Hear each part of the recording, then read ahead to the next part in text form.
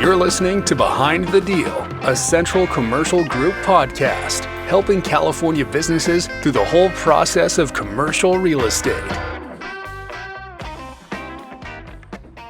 Welcome to Bottles and Briefings, a segment of Behind the Deal, which is a podcast for Central Commercial Group. I don't have much of a script today. We're just going to be having some casual drinks, some casual conversations, and just try to catch up. I'm joined by Phil today. Awesome. Well, thanks for having me. Yeah, absolutely. So first off, every time we do this show, we are going to be introducing a new bottle of bourbon, other type of whiskey, whether it be rye, or what I'm looking forward to is wine. I've always been a huge fan of the wine industry.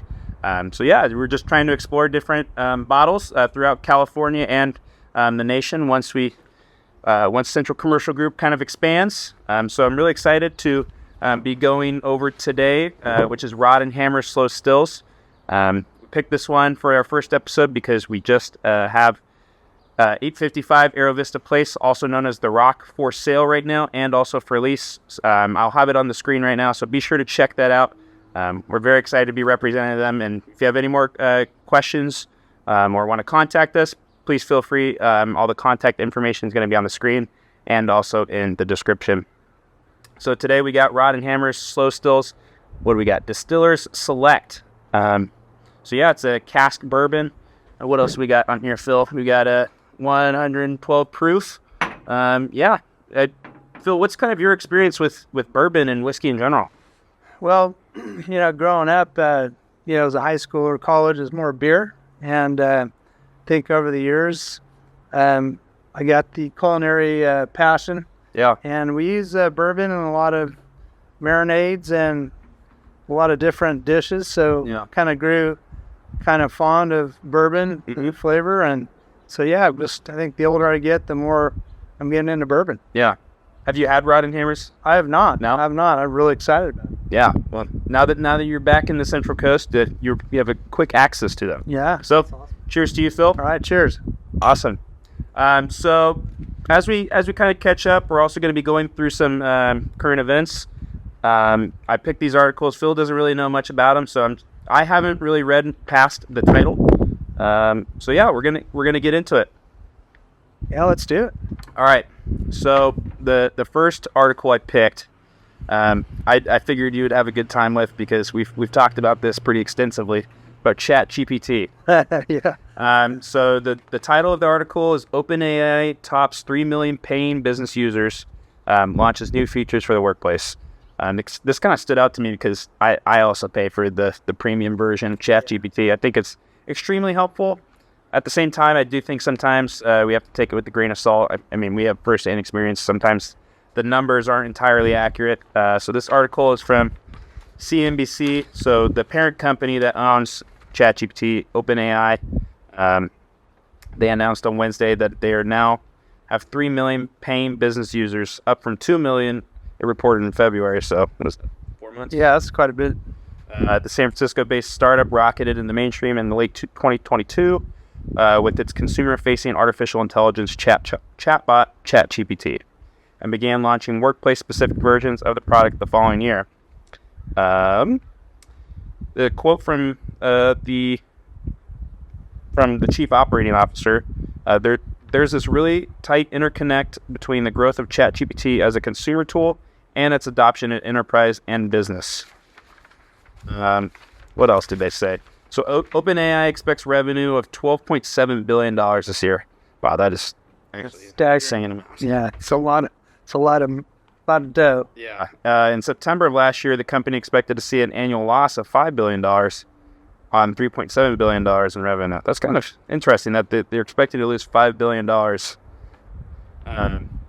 It stands out to me because I always see that information that says, one search on ChatGPT is like having 500 Google searches, and it uses all this power. Yeah.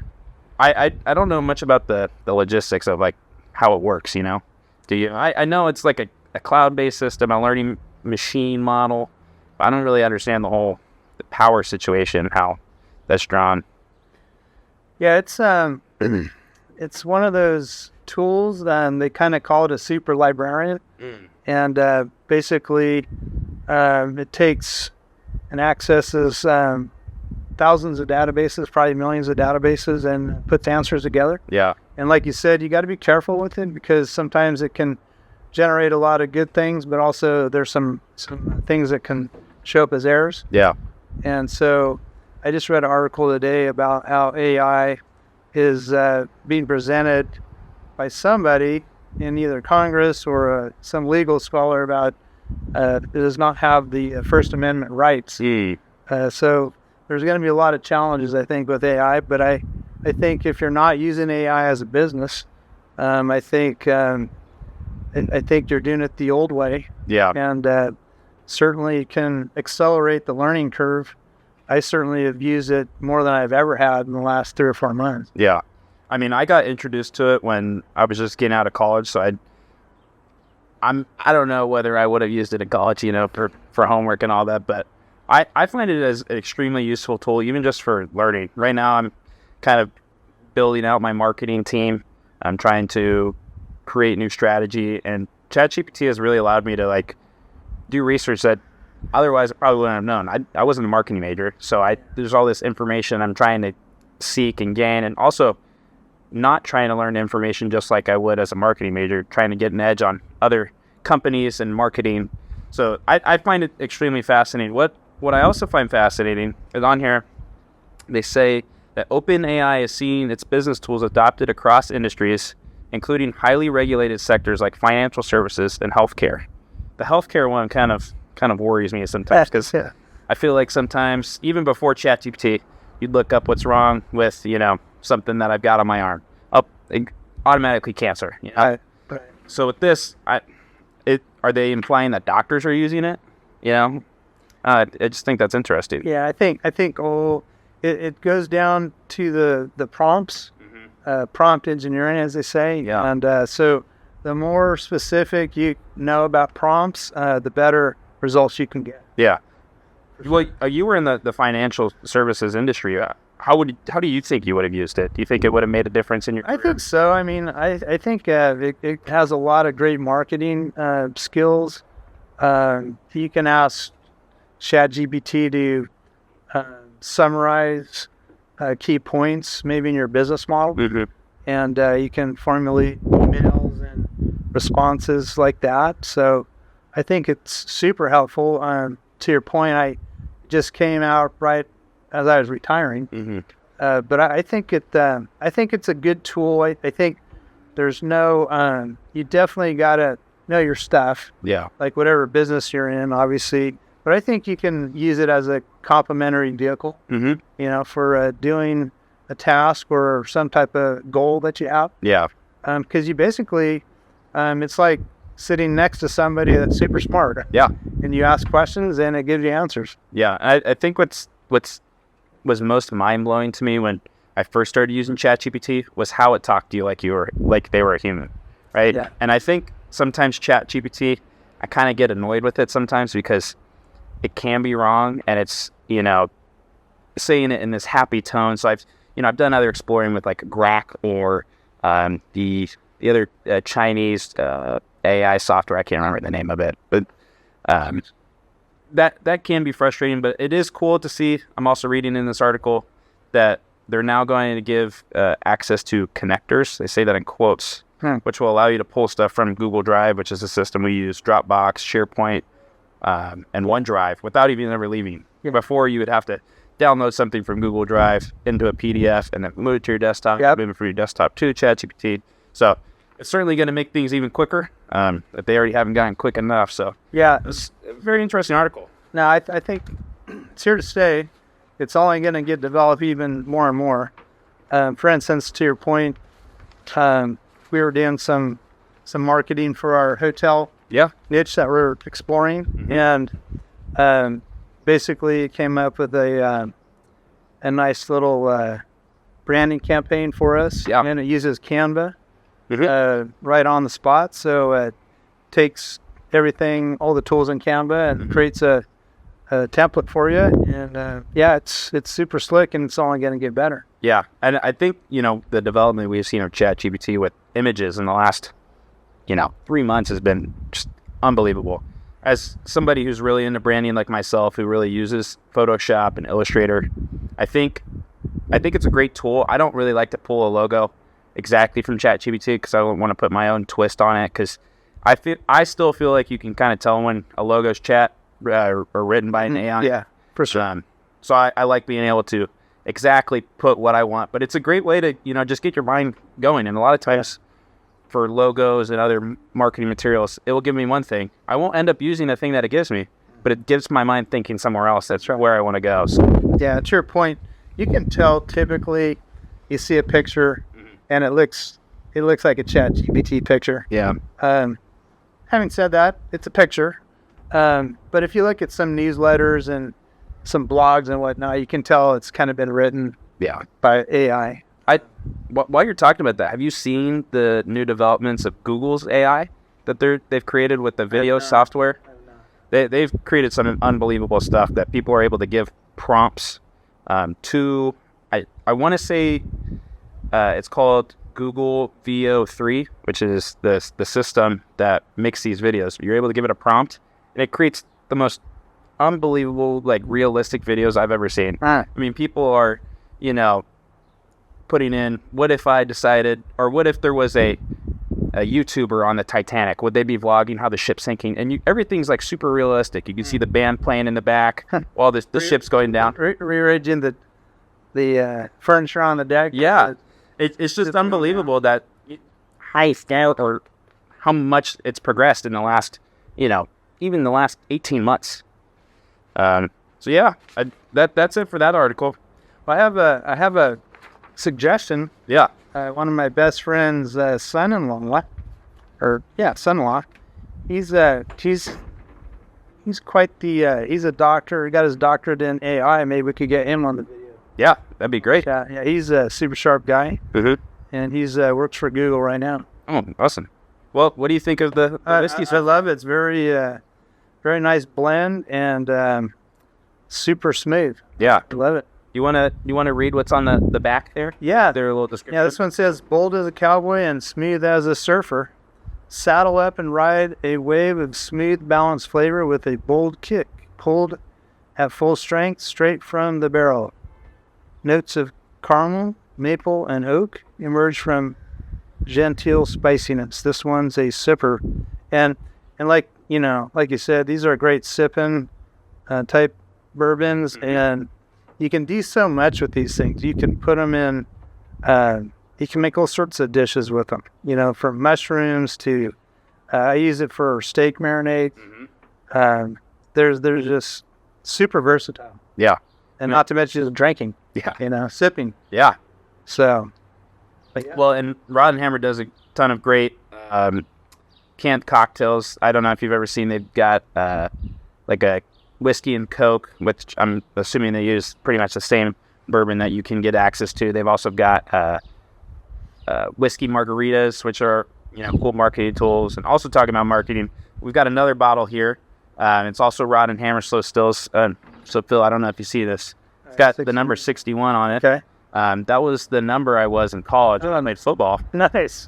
So I got this as a present. Not just this one bottle. They actually they offer full barrels that you can get. A bottle, all of them, into the bottle. So I think we got 30 bottles. I ended up giving out to a bunch of friends and family, and they let you keep the barrel. So it's pretty cool. So are you gonna have this at your graduation party? I don't know. We'll have to find out. But even just as a marketing guy, I think this is really cool, and I think it's a great idea as a little commemorative for playing college football. I think it's really cool that I'm able to keep that. What was your take when you toured the distillery and the brewery over there? It's super fascinating because to me, they've got all these instruments that they're able to create, and I haven't been in the distillery or even the brewery business, but I have been around the wine industry, so I know what certain machines are supposed to look like, what certain barrels are supposed to look like, and it's super interesting how they can take grains and they're able to turn it into this super colored and super beautiful liquid. When we were there, they were able to show us what the mash looks like, which is basically before they put it into the barrel, which is what gives it all its color. It gives it all the caramel taste, and the oak and the butter sometimes. So just to see that, I mean, we got a pretty informal tour, but at the same time, they did a wonderful job of showing us, these are the different stages. They even had, as we walked in there, they had the mash, and then they had like 4 different bottles, and each bottle was like different years of how long it was in the barrel. You see distinctively like how much darker it gets. So I found that super fascinating. But yeah. How about in the wine business? Do they ever use any of these bourbon barrels? I know they do that in beer. Yeah, so they do. I did have one not too long ago. There was a winery. It's running out of my head right now. But they actually took place in Livermore.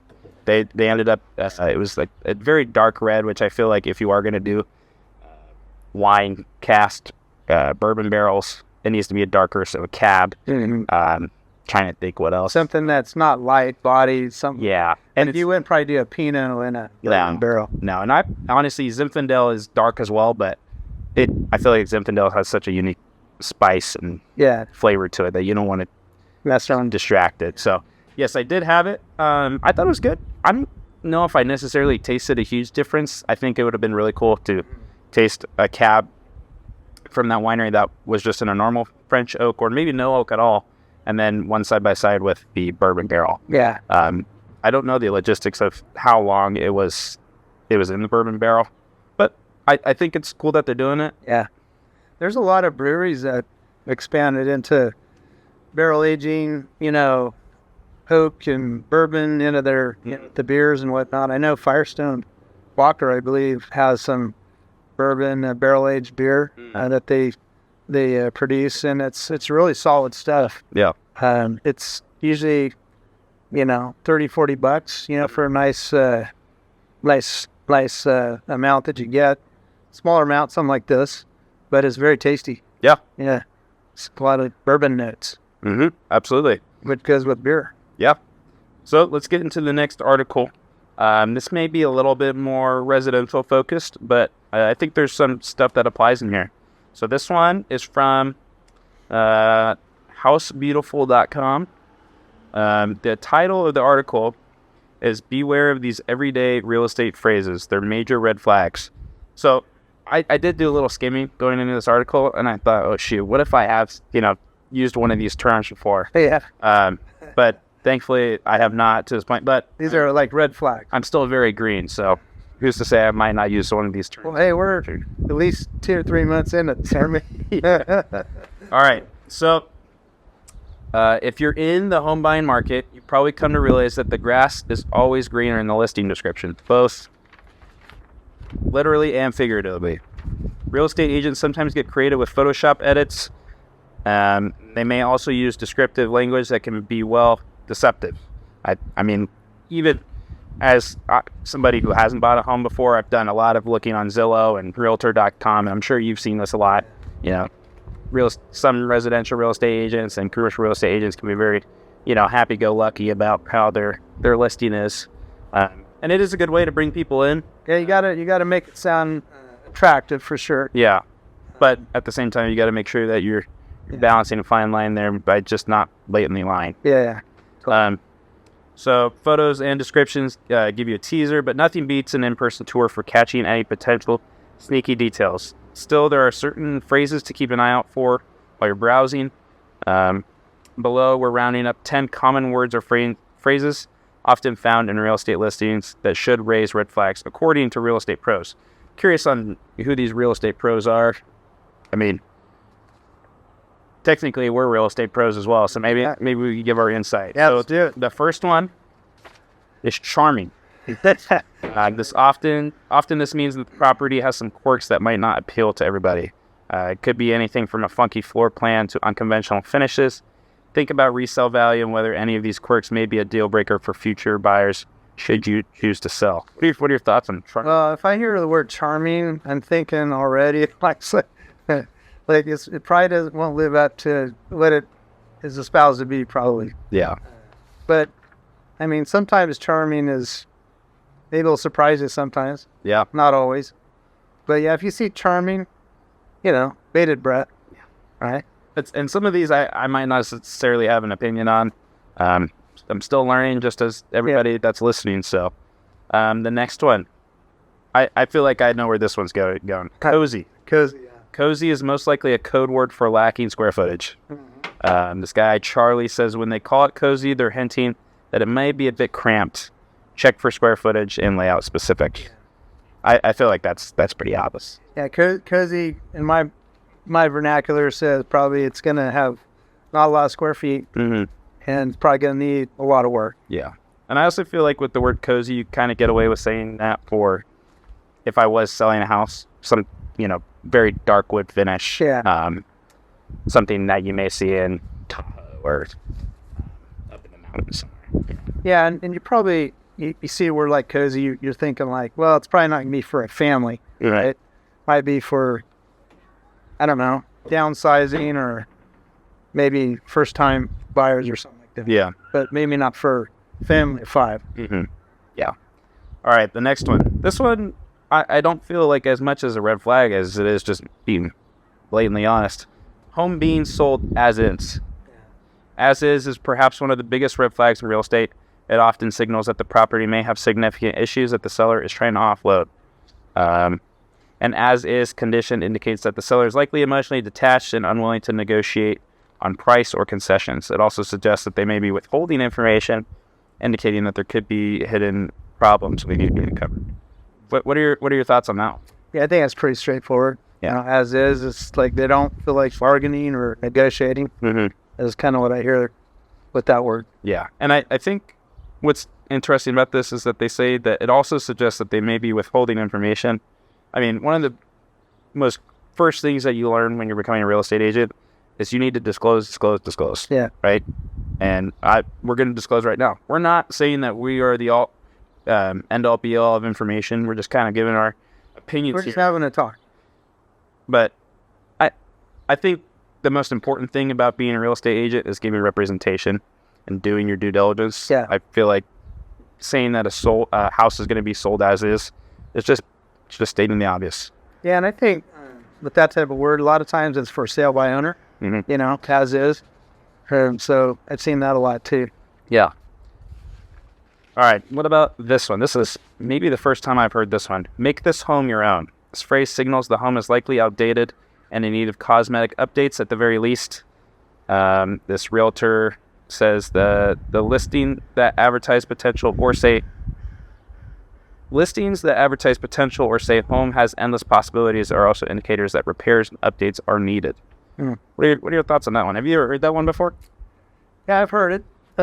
I think it's exactly what you would look at thinking, make this home your own. Yeah. Yeah. That means kind of like roll up your sleeves, and it's going to take some work. Yeah. I know the first home we bought, 1995, it needed a lot of work. It was built in, it was built in the 60s, I think. And pretty common wood floor was pretty common, at least in the Central Valley, California. And so what everybody did is they covered their wood floors with carpet. And so the first thing we did when we moved in is we took the carpet out. Yeah. And we had 3/4-inch tongue and groove wood floors, and we redid them and sanded them and put a nice finish on them. And it looked really nice. So when I see that type of word, make this your own home, tells me it's going to need some elbow grease. Yeah. All right. This one I feel like is pretty obvious. Great bones. On the upside, great bones means the home is structurally sound with strong infrastructure. But on the downside, it may need a lot of cosmetic fixes. For me, that's like a positive, I think. Maybe not a red flag. It could be a red flag maybe for residential people. But I don't know. I think good bones is exactly what it says. Getting back to my story, her home was built with redwood back in the day. It was super affordable back then. Yeah. And it was real high quality wood. Yeah. And so it did have good bones. We just had to do some upgrades and that sort of thing. So I think that speaks to me like the inside needs some work. Yeah. So, I mean, I kind of agree with you. Like, it's saying that it has great bones means the bones are the most expensive part. Yeah. You know, and oftentimes that can lead to one thing after the other. But we've seen the properties, right? You and I are working on a property right now. It's got really good bones, mm-hmm. and it's probably going to need some improvements. Yeah. And for the next person that wants to kind of take to the next level, you know. But I think that's super important. And I think with the statement too, it's a very opinionated thing because maybe to us, right? Yeah. Any property that we may look at and say, oh, this may need some work, another person may view it differently. Say, you know, this is perfect.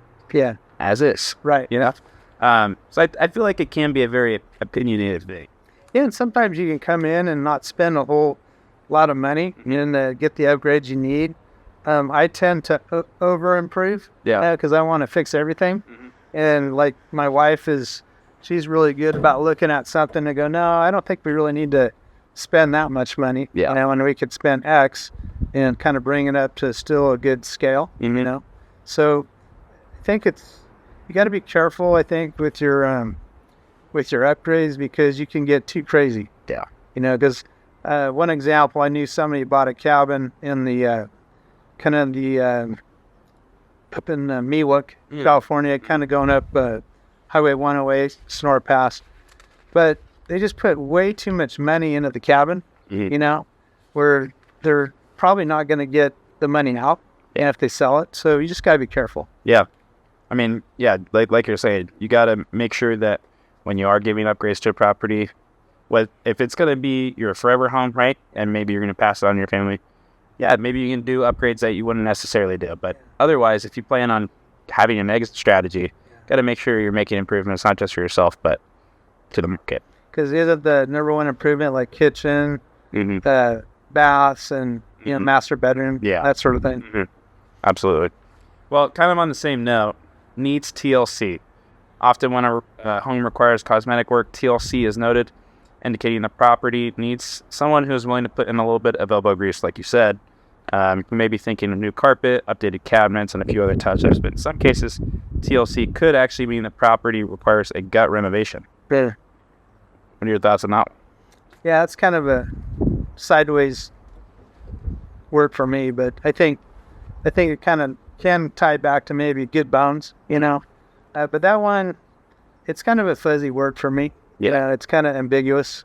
So if somebody says TLC, you're already going in, you know, thinking like, okay, something's going on here that we need to look at, you know. Mm-hmm. So yeah, that one's kind of, I don't know, vague, a little vague. Yeah.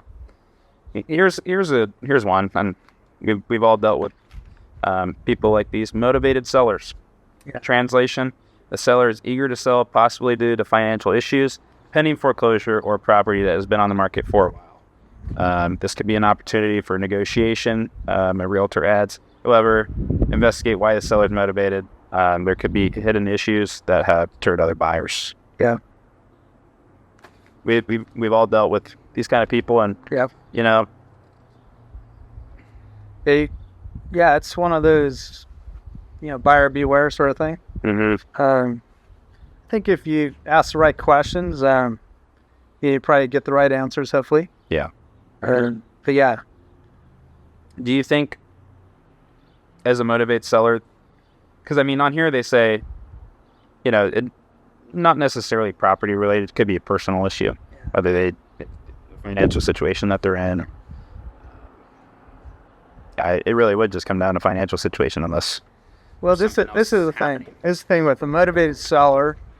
If people know that, they can hold out. Mm-hmm. So, oftentimes you'll see the price keep dropping. Yeah. On a motivated seller, and you know they're just kind of sharking the water at that point. So I think you got to be a little careful as a seller as well. Yeah. Not to mention a buyer, but the people that know. I think the people that would do the best in something like that is they know the area, they know maybe the subdivision, and they got a good lay of the land, you know. But yeah, those are all good terms. There's one more, hot listing. Some agents advertise hot listings on the MLS. A licensed public insurance adjuster and certified roof inspector says, don't feel pressured though. She personally recently had a client bid $20,000 over asking on a listing advertised as hot. Her inspection found that $30,000 of necessary repairs, so the client was able to renegotiate. I think a hot listing is a good issue for us to have, you know, but at the same time, it can be misleading when you say that a listing's hot and then there's a ton of repairs that, you know, either weren't disclosed or... Yeah, if I see a hot listing, that's kind of buyer beware. Like we used to, in the stock business, you know, a hot stock, you know. Yeah. If you hear a hot stock, it's usually the ones you want to run away from, you know. So, most people lose money on hot stocks because what happens is by the time you buy it, everybody else has ridden that stock all the way up. Yeah. And they're bailing out. It's too late. And as soon as you buy it, guess what? Ship capsizes. Yeah. That's usually what happens. So I don't know if that worked in the real estate world, but I'm sure there's some similarities. Yeah. Well, it sounds like this licensed public insurance adjuster and roof inspector feel the same way. Yeah. Well, I thought these were some interesting articles. I think this is a kind of a good thing that we can continue to do and, you know, have some real estate news and some other just general business news and maybe just general world news. AI is a pretty general topic these days. It's a hot topic. So yeah, I think we'll continue to do this. What else do you got going on in your career right now? Well, I just got my license in January, and the first 4 months have been challenging because you're trying to find kind of get your feet under me. Yep. And I think I've decided to go into a niche, hotel niche. And so me and another gentleman, Korean Singh, who works in our company as well, we're excited to pursue that. Yeah. And what we're going to be focusing on is hotels along Highway 1, Highway 101 along the coast, you know, from maybe Orange County to maybe Northern California. Yeah.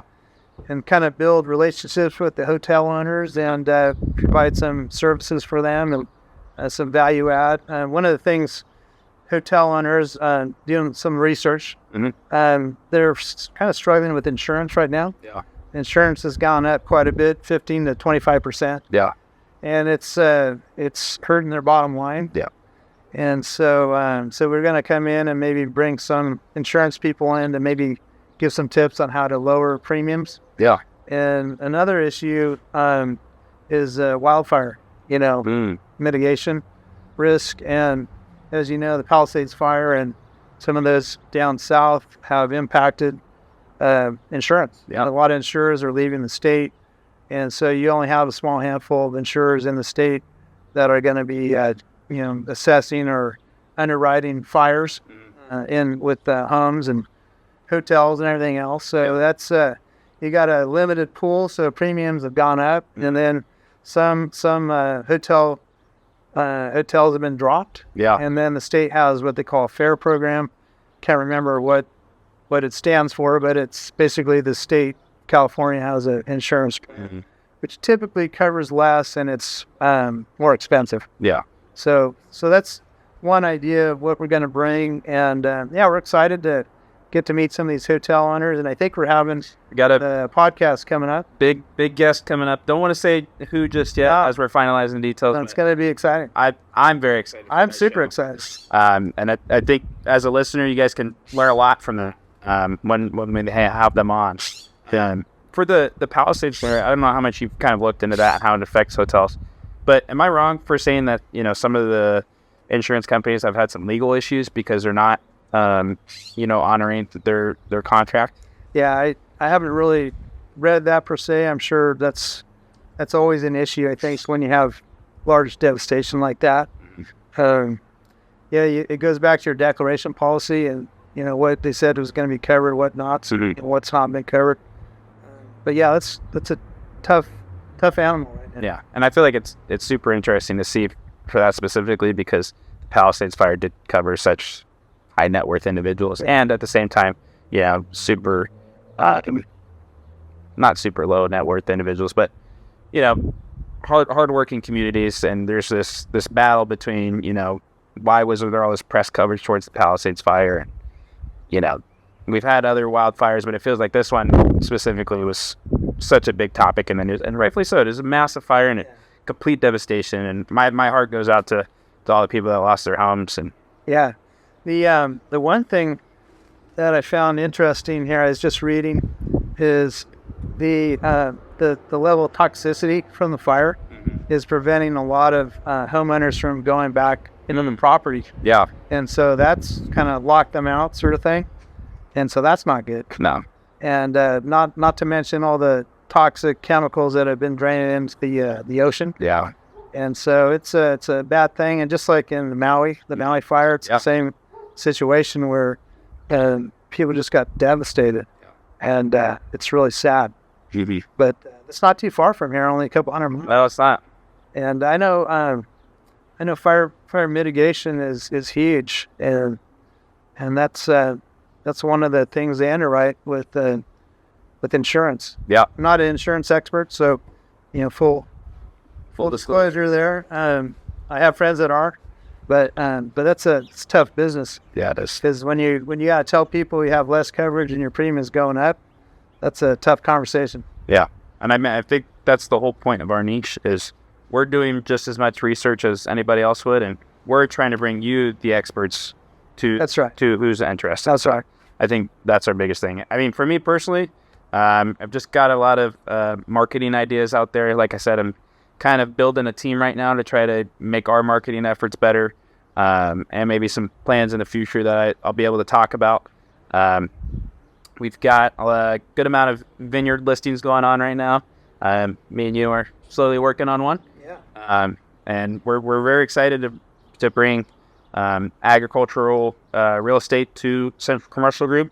I've got a lot of familial experience in that realm. We've got other ag focused real estate agents. Colton, who doesn't have his license yet, but will soon. Cher, who's taking her test this weekend. Yeah, I think it's tomorrow. Yeah, the 5th. It's tomorrow the 5th. Yeah. Yeah, she's gonna be taking tomorrow. Yeah. So she's out of Ripon, California. Mm-hmm. Yeah, so we're building a team, and you're doing a phenomenal job in marketing. I'm trying my best. No, you're doing amazing. And why don't you tell the listeners about your family background and Yeah, so I've explained it a little bit. My family, I'm the 4th generation in vineyard management throughout California. So my great grandpa, he originally lived in Orange, California.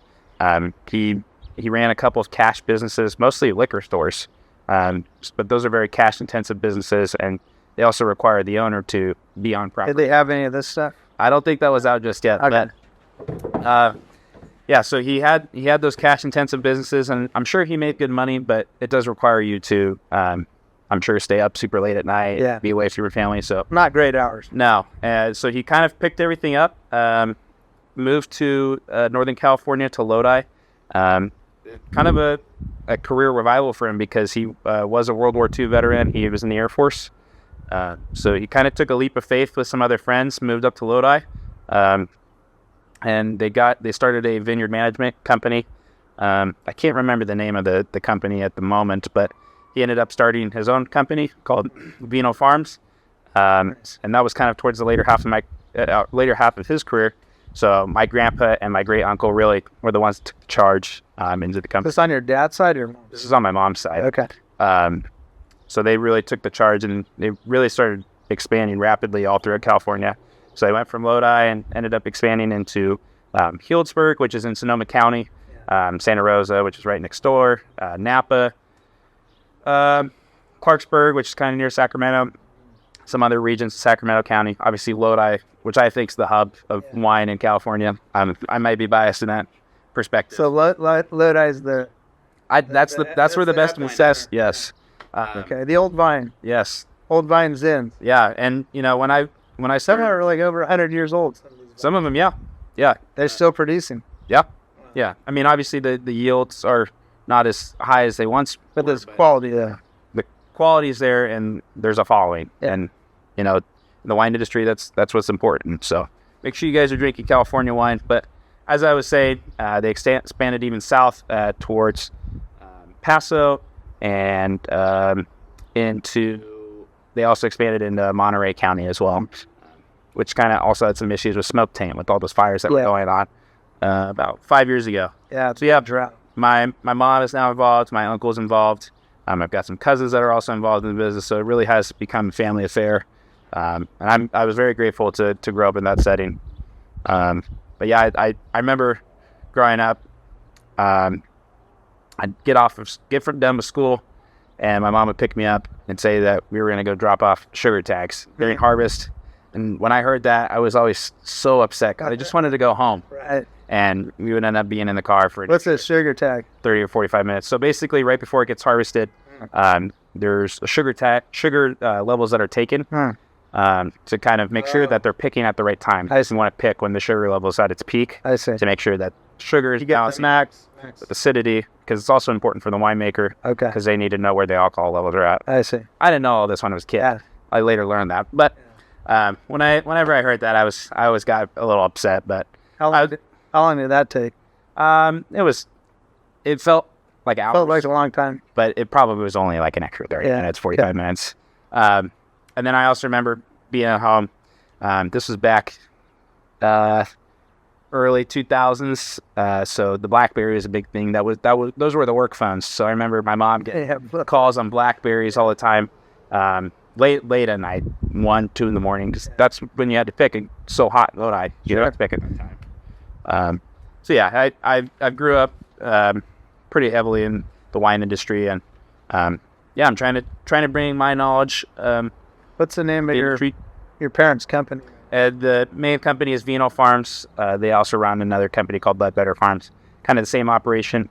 They also are invested now in Avivo, which is a biodynamically farmed grape and wine that's operating out of Healdsburg. That's also a great wine.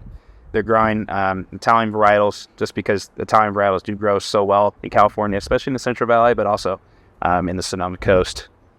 So yeah, that's kind of my background. What sort of changes have you seen in the industry since you were a young kid? I don't remember a whole lot about like how the industry was when I was younger. I've had quite a bit of conversations with my parents and my grandpa about how the industry has changed since the 90s. And there was a big boom of people putting in vineyards in the mid to late 90s, and we're kind of seeing some of that fall back a little bit. You've probably seen all the quote devastating news that people are pulling out their vineyards left and right. And I don't think that's necessarily the case for wine selling so poorly. I think it's more just kind of over eagerness in the 90s, because we're approaching the 20-30 year mark where the yields aren't hitting the same, and it's time to go out. So the news kind of spins it in a negative connotation that nobody's drinking wine anymore, which is true. People need to drink wine. Yeah, or the Gen Z and the millennial have a kind of a sober curious. Yeah, they're not going after the wine as much as like the baby boomer generation. No, and I think what's important is there's a bottle of wine out there for everybody. If you don't like Cabernet Sauvignon, I don't blame you. It's a heavy wine. I do enjoy it, but it doesn't need to be every single person's wine. And at the same time, Chardonnay, a little bit sweeter, Moscato, a little bit sweeter wine. There's wines out there for everybody. Rosé, there's other sparkling wines out there, lighter reds, even different blends that they're doing. There's a lot of great wine out there, so make sure to check it out. But I think that's going to do it for this week. So thanks for listening. That's a lot of fun. Yeah, had a lot of good conversations, kind of about random stuff, but it was good catching up with you, Phil. We gotta do this some more. Yeah, absolutely. Right, and we'll have a new bottle on the table, and we'll be having it while we have some conversations. But yeah, thanks for listening to Bottles and Briefings. We'll catch you next time. See you guys. Right, see you guys. This concludes the episode of Behind the Deal. Be sure to give a review and follow us on Instagram, Facebook, LinkedIn, YouTube, and TikTok. Until next time, have a great week, everyone.